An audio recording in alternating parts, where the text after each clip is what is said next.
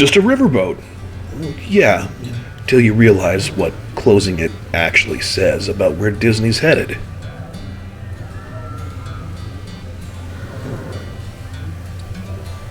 You ever have a favorite thing that you don't really think about until somebody takes it away? That's kind of what the Liberty Belle riverboat was for a lot of folks. A slow, quiet ride tucked away in a park that's slowly become allergic to both slowness and quiet. And now, Disney's closing it down. Like, forever. And while most people are either mad or confused or just trying to sneak in one last loop around the rivers of America, well, I'm just here to ask one question. Is this really just about a boat? Or is there something bigger being lost here? Hi, my name is Ryan.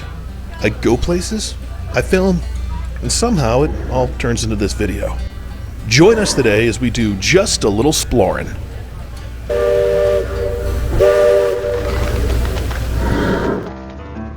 Splorin!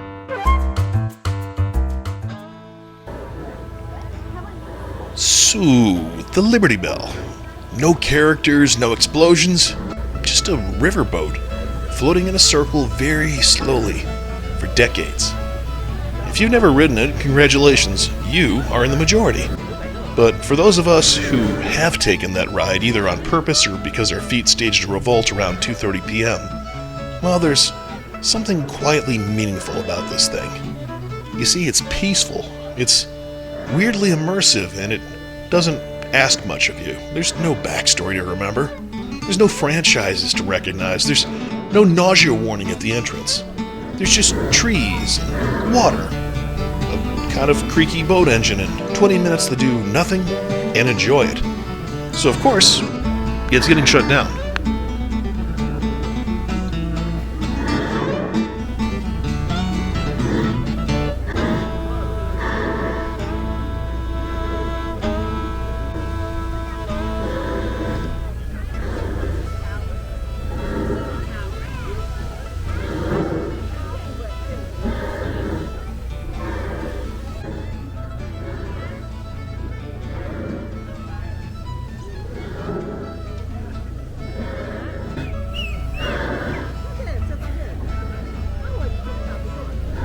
Now, I respect that Disney owns the place. I get it.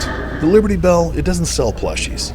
It's not sponsored by Dole Whip or Lightning McQueen, and yeah, it takes up a whole lot of space that can be used for, let's say, a Cars-themed tire shop or whatever the hell we're doing now. But this isn't just about removing a boat. This is, to me at least, about what it symbolizes. See, Disney's gotten really good at playing it safe lately. Replacing, repackaging, refreshing, without taking a whole lot of risks. It's like creativity with guardrails, carefully inspected by the shareholders.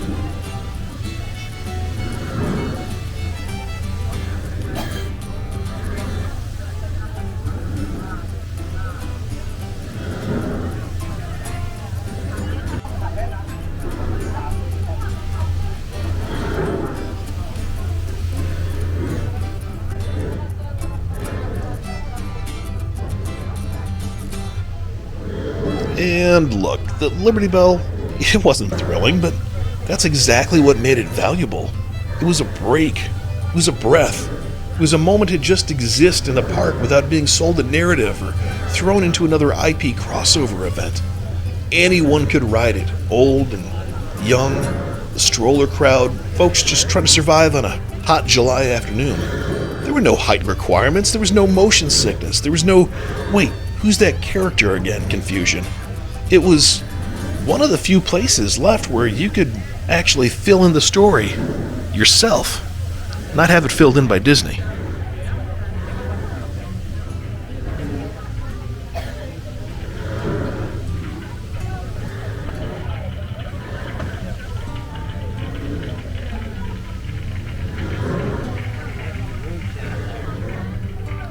But now it's gonna go away, and the thing that's replacing it, it has wheels.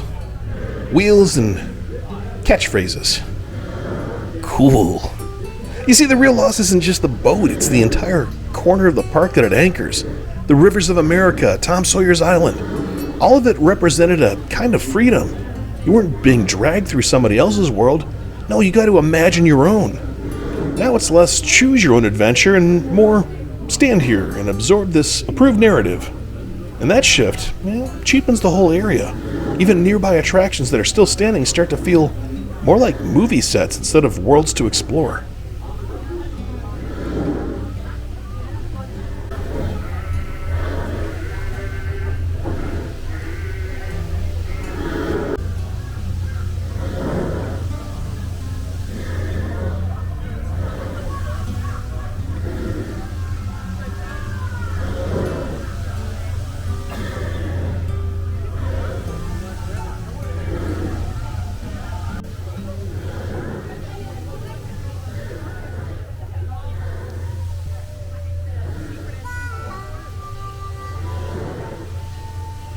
So, yeah, Disney can do what it wants.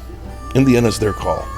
But I think losing something quiet and slow and universal like the Liberty Belle, especially without trying to reimagine it creatively, it's the kind of short-sighted move that chips away at what really made this park so special in the first place.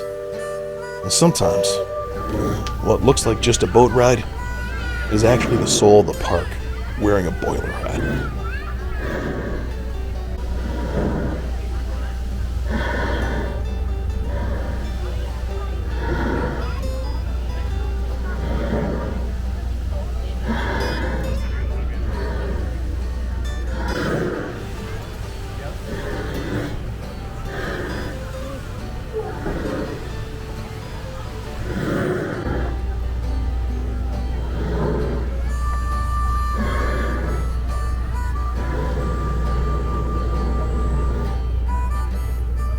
Oh well. I appreciate that you cruised along with us, if even just for the one last time.